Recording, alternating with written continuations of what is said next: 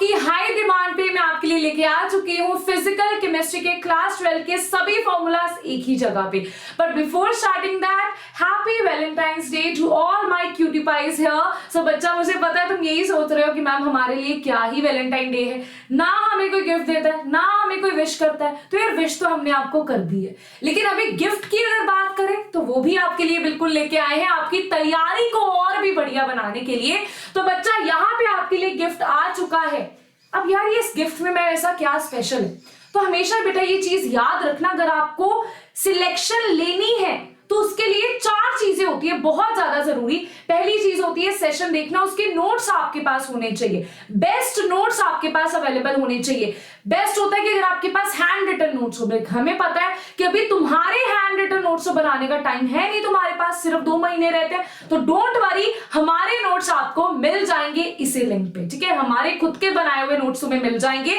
And उसके बाद बेटा आपके पास सेकेंड चीज आती है, दैट इज एनसीईआरटी क्वेश्चंस। सारी चीजें बेटा एनसीईआरटी से निकल के आती हैं, तो एनसीईआरटी क्वेश्चन को जरूर से सॉल्व करना है। उसके लिए आपको एनसीईआरटी एक्सरसाइज विद सॉल्यूशंस आपको अवेलेबल करवा रहे हैं। उसके बाद बेटा तीसरी चीज आती है पीवाईक्यूज करना। अभी आपने चैप्टर कर लिया, एनसीईआरटी कर ली, पीवाईक्यूज कर रहे हैं, तो चैप्टर वाइज पीवाईक्यूज बेटा आपको यहाँ पे मिल जाएंगे, विद सॉल्यूशन मिल जाएंगे। उसके बाद बेटा जो बच्चे यहाँ पे बोर्ड्स के लिए प्रिपेयर करें उनको भी टेंशन लेने की कोई जरूरत नहीं है, तुम्हारे लिए सीबीएसई बोर्ड के भी चैप्टर वाइज पीवाईक्यूज आपको मिल जाएंगे।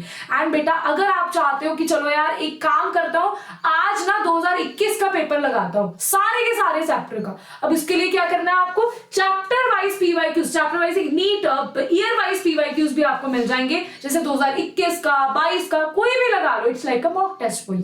अगर आप ये सारी चीजें कर रहे हो, उसके बाद वीकली मॉक टेस्ट दे रहे हो, अपने आप को एनालाइज कर रहे हो, आपको दुनिया की कोई भी ताकत नहीं रोक सकती सिलेक्शन के लिए, ये मेरी गारंटी है तुम्हें। I can promise you that. But की क्या है, तुम्हें इसको ऐसे नहीं लटकाते नहीं रहना, प्रोकास्टिनेट नहीं करना। अभी जाओ, आज से खुद को प्रॉमिस करो कि जैसे मैंने सारी ऑर्गेनिक अभी करवा दी है, तुम्हें क्या करना है, जब तक फिजिकल खत्म हो ना, 10 दिन में फिजिकल आपकी खत्म हो जाएगी। अब जब तक आपकी फिजिकल खत्म हो रही है तब तक आई वांट कि तुम्हारी ऑर्गेनिक इस तरीके से खत्म हो जानी चाहिए, नोट्स, उसके बाद एनसीईआरटी, उसके बाद पीवाईक्यूज, ये सारी चीजें अगर तुम करते हो तो मैं तुम्हें गारंटी दूंगी भाई लिखवा लो कहीं से, तुम्हारी सिलेक्शन कोई नहीं रोक सकता। और बेटा इसी नोट पे अभी हम शुरू करते हैं सारे के सारे formulas of 12th physical chemistry. तो सबसे पहले आपके पास आता है सॉल्यूशंस। सॉल्यूशन में बच्चा जैसे कि आप देख रहे हो यहाँ पे कि आपके पास 2 चीजें होती है, that is molarity and molality. बेटा ये जो कॉन्सेंट्रेशन टर्म्स है ना आपके पास, मोलैरिटी एंड मोलैलिटी, यहाँ पे number of moles of solute तो ऊपर रहने वाला है, नीचे बेटा यहाँ पे volume of solution in litre आ जाएगा, यहाँ पे mass of solvent in kilograms आ जाएगा। यूनिट्स का बहुत अच्छे से ध्यान रख लेना। उसके बाद बेटा आपके पास मोल फ्रैक्शन, अगर सपोज कर लो 15 कंपोनेंट्स है, उसकी मोल फ्रैक्शन की बात करें तो आपको वहां पे मोल फ्रैक्शन निकालनी है 5th कंपोनेंट की, तो number of moles of 5th component divided by total number of moles. And बेटा जितने भी आपके पास मोल फ्रैक्शंस होती हैं, जितने भी कंपोनेंट्स हैं, उन सभी के मोल फ्रैक्शन का सम हमेशा यूनिट ही होता है। उसके बाद बेटा हेनरीज लॉ पे आते हैं, this is partial pressure, this is Henrys constant, this is mole fraction के डायरेक्टली प्रोपोर्शनल होता है, जिसे हम एक सॉल्युबिलिटी का फैक्टर समझते हैं। उसके बाद बेटा आपके पास आती है 4 कॉलिगेटिव प्रॉपर्टीज, और इसमें से बेटा क्वेश्चन तो ना आए ऐसा हो ही नहीं सकता। कॉलिगेटिव प्रॉपर्टीज बेटा 4 है, सभी के फॉर्मूलाज आपको अच्छे से आने चाहिए। तो याद रखना जहां पे 2 लिखा हुआ है उसका मतलब सॉल्यूट की बात कर रही हूं, 1 लिखा हुआ है इसका मतलब सॉल्वेंट की बात कर रही हूं। तो रिलेटिव लोअरिंग का मतलब है, ये पूरी की पूरी टर्म क्या है आपकी, relative lowering in vapour pressure को बताती है। ये आपके पास प्योर स्टेट का होता है, और ये आपके पास मतलब ये आपके पास वेपर प्रेशर होता है, या आपके पास पार्शियल पेपर प्रेशर होता है, पार्शियल होता है ये, ठीक है। जब आपने ए और बी को मिक्स कर दिया तो उसके बीच में ए का कितना प्रेशर है, that is partial, part wise. और जो प्योर स्टेट का होता है कि जब आपके पास ए एज इट इज अकेला ही पड़ा है, तो प्योर स्टेट का क्या इसका प्रेशर है, that is pure vapour pressure, right. उसको नॉट से रिप्रेजेंट करते हैं, ये प्रोपोर्शन डायरेक्टली बेटा इक्वल होता है number of mole fraction of solute, ठीक है। ये 2 से हमें क्या रिप्रेजेंट करते हैं, सॉल्यूट को रिप्रेजेंट करते हैं। अच्छा, अगर आपको ये पूछा गया रिलेटिव लोअरिंग, तो ये पूरी टर्म वहां पे बता के आनी है। अगर पूछा गया हो लोअरिंग, सिर्फ लोअरिंग, तो बेटा इसको नहीं लिखाना, फिर सिर्फ लोअरिंग का मतलब है पी नॉट माइनस पी की ही बात कर रहा है वो, इसमें बड़ी कंफ्यूजन क्रिएट कर देगा। उसके बाद बेटा एलिवेशन एंड डिप्रेशन, ये दोनों के फॉर्मूलाज बिल्कुल सेम होते हैं, एक छोटा सा डिफरेंस होता है कि जो डेल्टा टीबी होता है वो TB minus T not TB naught होता है, और जो डेल्टा टीएफ होता है ये टीएफ नॉट माइनस टीएफ होता है। यहाँ पे नॉट पहले और दूसरा बाद, यहाँ पे नॉट आपका बाद में होता है। एंड बेटा दोनों में आपके पास क्या होता है, ये आपके पास जो मोलर एलिवेशन कांस्टेंट है इनटू मोलैलिटी, यहाँ पे मोलैलिटी होती है जिसमें हम डिवीजन में क्या करते थे, मास ऑफ सॉल्वेंट रखते थे, और यहाँ पे भी आपके पास मोलैलिटी ही होती है, आपके पास यहाँ पे मोल फ्रैक्शन थी, और इन केस ऑफ ऑस्मोटिक प्रेशर आपके पास बेटा आ जाएगी मोलैरिटी। बस ये चारों टर्म्स का ध्यान रखना, कहाँ पे मोलैरिटी, कहाँ पे मोलैलिटी, ठीक है जी। उसके बाद बेटा आपके पास आता है, अगर आपके पास यहाँ पे वॉन्ट ऑफ फैक्टर, मतलब कोई चीज डिसोसिएट हो रही है, एसोसिएट हो रही है, तो वॉन्ट ऑफ फैक्टर एक आपके पास इंट्रोड्यूस होता है, राइट। तो सभी जगह पे सभी जो आपके पास कॉलिगेटिव प्रॉपर्टीज है वहां पे आई आई आई आपको यहाँ पे लगा देना है। तो आपके बेटा want of factor plus colligative properties के जो न्यू फॉर्मूलाज है ये वाले, इससे क्वेश्चन आपसे पूछा जाता है। नाउ बेटा नेक्स्ट आपके पास आता है कि मैम आखिरकार कॉलिगेटिव प्रॉपर्टी होता क्या है, आपके पास सॉरी वॉन्ट ऑफ फैक्टर होता क्या है। तो वॉन्ट ऑफ फैक्टर के ना 3 फॉर्मूलाज है, बड़े इंपॉर्टेंट, तीनों में से आपको आई निकालने को बोल सकता है, राइट, उसको फिर वहां पे पुट करना है। तो आई बेटा ऑब्जर्व्ड और सीपी और कैलकुलेटेड, ठीक है, observed colligative property divided by calculated colligative property. अब बेटा आई आपके पास नंबर ऑफ पार्टिकल्स के केस में कैसा होता है, आफ्टर एसोसिएशन या डेसोसिएशन जितने पार्टिकल्स हैं, सपोज कर लो NaCl है, NaCl टूट रहा है तो डेसोसिएशन के बाद 2 पार्टिकल्स हो जाएंगे एंड बिफोर आपके पास 1 पार्टिकल होगा, ठीक है। तो इसीलिए हम बोलते हैं कि डेसोसिएशन में हमेशा आई बड़ा होता है, लेकिन अगर हम एसोसिएशन की बात करते हैं, जैसे एसिटिक एसिड की बात करते हैं, डाइमराइज हो जाता है, उस केस में आपके पास बिफोर आपके पास कितने पार्टिकल्स होंगे, आपके पास 2 पार्टिकल्स होंगे, एसोसिएट करके वो एक ही पार्टिकल बन जाएगा, डाइमर बन जाएगा, तो वहां पे आप लिखोगे आपके पास 1/2 आ जाएगा ना आंसर। तो हमेशा आपके पास एसोसिएशन में i is less than 1। Direct अगर इसका फॉर्मूला आपको in terms of degree of dissociation निकालना है या डिग्री ऑफ एसोसिएशन आपको निकालना है, तो आपके पास आ जाएगा alpha is equals to i-1 n-1।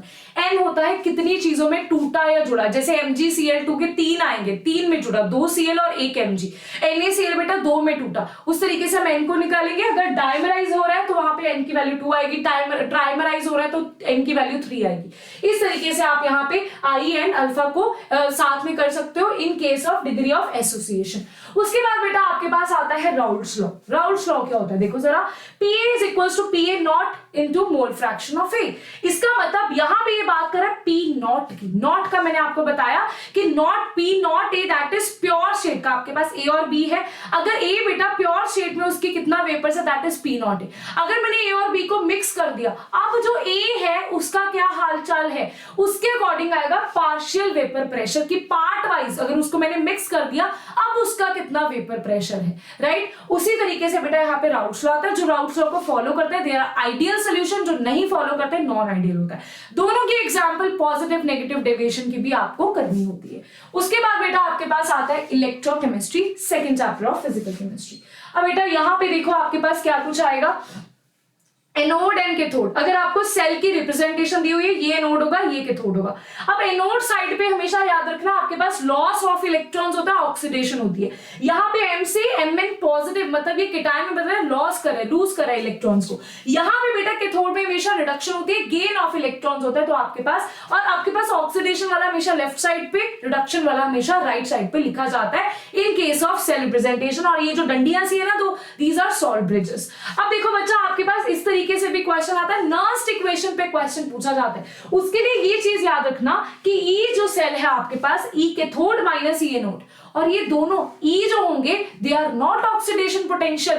बेटा चाहे कैथोड की बात करो चाहे एनोड, दोनों ही रिडक्शन पोटेंशियल होंगे, दोनों के इलेक्ट्रॉन्स को गेन करने का आपको पोटेंशियल यहाँ पे बताना पड़ेगा। तो आपके पास E cell is equals to right minus left, मतलब कैथोड राइट साइड है तो राइट माइनस लेफ्ट भी आप इसको डायरेक्टली ऐसे कर सकते हो।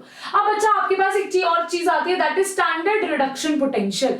जो स्टैंडर्ड रिडक्शन पोटेंशियल की आपको वैल्यूज दे दी जाएंगी, पूछा जाएगा ऑक्सीडाइजिंग पावर क्या है इनकी, सबसे increasing order of oxidising, decreasing order, तो डायरेक्टली प्रोपोर्शनल है ऑक्सीडाइजिंग पावर के, इनवर्सली प्रोपोर्शनल है रिड्यूसिंग पावर के, राइट।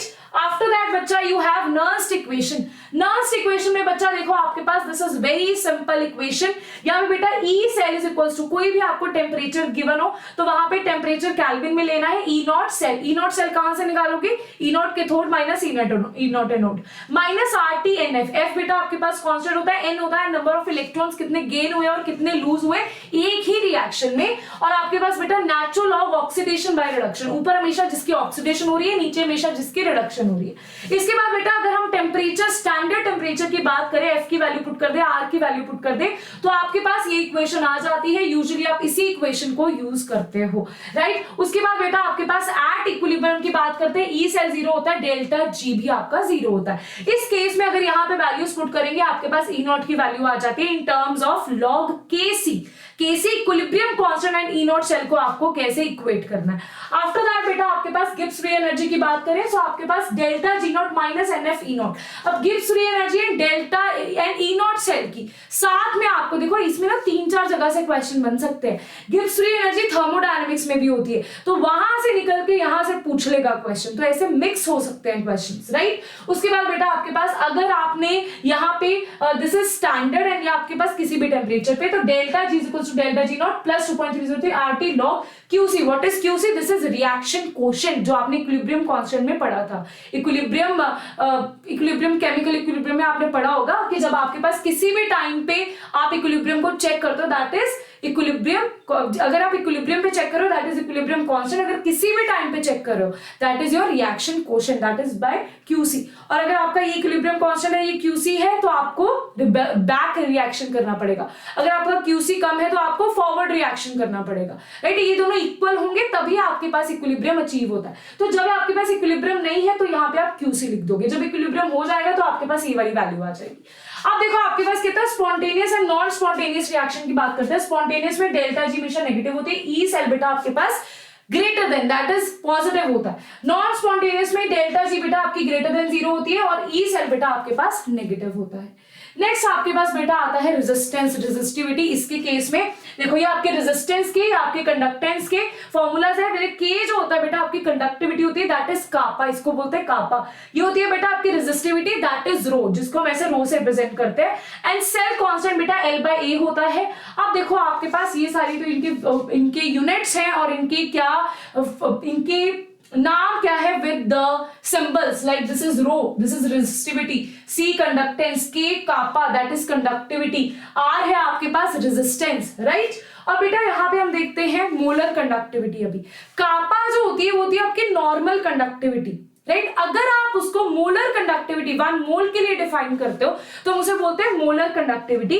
तो बेटा मोलर कंडक्टिविटी एंड कापा के बीच में क्या रिलेशन होता है? मोलर कंडक्टिविटी से kappa into 1000 divided by molarity. अगर आपके पास kappa is in siemens centimetre inverse, right, और यहाँ पे आपके पास नॉर्मेलिटी आ जाती है अगर आपके पास kappa is equal to siemens centimetre inverse है। अब देखो बच्चा आपके पास ये क्वेश्चन भी बहुत ज्यादा पूछा जाता है डिग्री ऑफ डिसोसिएशन को इससे रिलेट करके। अब देखो यार जब आपके पास डिग्री ऑफ डिसोसिएशन होता है ना तो कोई भी कॉन्सेंट्रेशन पे, एट एनी कॉन्सेंट्रेशन आपके पास मोलर कंडक्टिविटी क्या है और आपके पास इनफाइनाइट डाइल्यूशन पे आपके पास कितनी मोलर कंडक्टिविटी है, इन दोनों को that is limiting molar conductivity हम उसको बोलते हैं। तो इन दोनों को बेटा अगर डिवाइड करते हो आपके पास अल्फा की वैल्यू होती है, वहां से आप डिसोसिएशन कांस्टेंट निकाल लेते हो। अब बच्चा देखो आपके पास नेक्स्ट आता है कॉशस लॉ। तो बेटा इसे कॉलॉश लॉ भी बोलते हैं, कॉलॉश लॉ। तो बेटा कॉलॉश लॉ में आपको देखना, मैं तो इसे कोली लॉ बोलती हूँ, ठीक है। कोली लॉ में बेटा देखते हैं यहाँ पे आपके पास लिमिटिंग मोलर कंडक्टिविटीज की बात करें, बड़ा सिंपल सा लॉ है। कहता अगर आपके पास कोई भी सपोज करो आपके पास एसिटिक एसिड है CH3COH, तो उसके आयन्स होंगे CH3CO negative plus H positive. तो आपका जो केटायन होगा इनटू कितने नंबर ऑफ केटायन है उसकी मल्टीप्लीकेशन, प्लस बेटा जो आपके पास अनायन होगा उसकी लिमिटिंग मोलर कंडक्टिविटी इनटू कितने नंबर ऑफ एनायंस है, इन दोनों का सम करोगे तो आपके पास टोटल कंपाउंड का molar conductivity eight infinite dilution आपके पास आ जाएगी। दिस इज द फॉर्मूला है, राइट। उसके बाद बेटा आपके पास आता है फैराडेज लॉ। तो बेटा आपके पास दो लॉज होते हैं। फर्स्ट लॉ में बेटा आपके पास W is equal to ZI/IT। I क्या है बेटा आपके पास करंट है, T क्या आपके पास टाइम है, Z आपके पास बेटा इलेक्ट्रोकेमिकल इक्विवेलेंट है जो कि इक्वल होता है E/F के। अब बेटा E किसकी इक्वल होती है, दैट इज M/N के, ठीक है, नंबर जितने नंबर ऑफ इलेक्ट्रॉन्स गिवन या लूज हुए, राइट। तो आपके पास ये फॉर्मूला लगा दोगे तो आपके पास weight of that thing, that metal जो डिपॉजिट हुआ है वो आपके पास आ जाएगा, राइट। अब बेटा सेकंड लॉ आपको बोलता है कि अगर आपने दो चीजों को सीरीज में लगा दिया है तो उस केस में कहता है weight of metal A divided by weight of metal B जो होगा इन दोनों की रेशियो इक्वल होगी equivalent weight of A divided by equivalent weight of B के, अगर आपने सीरीज में उसे लगाया है। नेक्स्ट आपके पास आता है केमिकल काइनेटिक्स। केमिकल काइनेटिक्स में बेटा ध्यान रखने वाली ये बात है, अगर आपके पास रिएक्टेंट से प्रोडक्ट जा रहा है तो रेट ऑफ रिएक्शन की अगर बात करते हो, हमेशा याद रखना रेट ऑफ रिएक्शन में कभी भी नंबर ऑफ मोल से डिवाइड नहीं करते। अगर आप रिएक्टेंट्स के दिखा रहे हो तो रिएक्टेंट्स डिसअपीयर हो रहे हैं तो वहां पे माइनस आता है, प्रोडक्ट्स बन रहे हैं तो वहां पे प्लस आता है, राइट। और देखो यहाँ पे अच्छा रेट ऑफ अपीयरेंस की बेटा अगर यहाँ पे बात करें अपीयरेंस, अच्छा यहाँ पे बेटा आएगा पॉजिटिव, है ना, यहाँ पे बेटा पॉजिटिव आएगा। क्यों पॉजिटिव आएगा, रेट ऑफ अपीयरेंस की बात करें तो अपीयर हो रहा है तो पॉजिटिव आएगा, और यहाँ पे बच्चा आपके पास आएगा नेगेटिव, ये देख लो यहाँ पे नेगेटिव आएगा, ठीक है। ऐसी चीजों को अभी तो मैं ठीक कर देती हूँ, राइट। यहाँ पे बच्चा आपके पास नेगेटिव आएगा। और बेटा इसमें ना एक और चीज बहुत ध्यान से याद रखनी है कि जब आप रेट ऑफ अपीयरेंस और रेट ऑफ डिसअपीयरेंस की बात कर रहे हो तो हम नंबर ऑफ, यहाँ पे हम 1 मोल की बात नहीं कर रहे हैं, लेकिन जब मैं बात कर रही हूँ रेट ऑफ रिएक्शन की, अब यहाँ पे तो कोई मोल्स थे ही नहीं, सपोज कर लो यहाँ पे होता R, यहाँ पे होता P, स्मॉल p, तो बेटा मैं इसको 1/R से डिवाइड करती, इसको 1/P से डिवाइड करती, क्योंकि मैं रेट ऑफ रिएक्शन 1 मोल के लिए निकालती हूँ, राइट। बस इस चीज को आपने याद रखना है, यहाँ पे आ जाता 1/R और यहाँ पे आ जाता 1/P। Rate of appearance disappearance में ऐसा नहीं होता, rate of reaction is for 1 मोल। उसके बाद बेटा आपके पास रेट ऑफ रिएक्शन देखो यहाँ पे लिखा हुआ है आपके पास 1/मोल्स D, जो भी आप रिएक्टेंट या प्रोडक्ट की बात कर रहे हो, रिएक्टेंट है तो बेटा माइनस आएगा, प्रोडक्ट है तो यहाँ पे प्लस आएगा। नेक्स्ट आपके पास बेटा ये आता है rate, that is rate of reaction. यहाँ पे देखो ये जो रेट लॉ है इसमें आपने रेट निकालना है, तो यहाँ पे ये जो x और y है ना, this is not stoichiometric coefficients, ये आपके पास एक्सपेरिमेंटली ही डिफाइन होता है, इन दोनों का सम आपके पास होता है ऑर्डर ऑफ रिएक्शन के इक्वल। और ये अगर आपके पास जो ऑर्डर ऑफ रिएक्शन जैसे यहाँ पे लिखा हुआ है इसका स्टाइकियोमेट्रिक कोएफिशिएंट से कोई लेना देना नहीं है।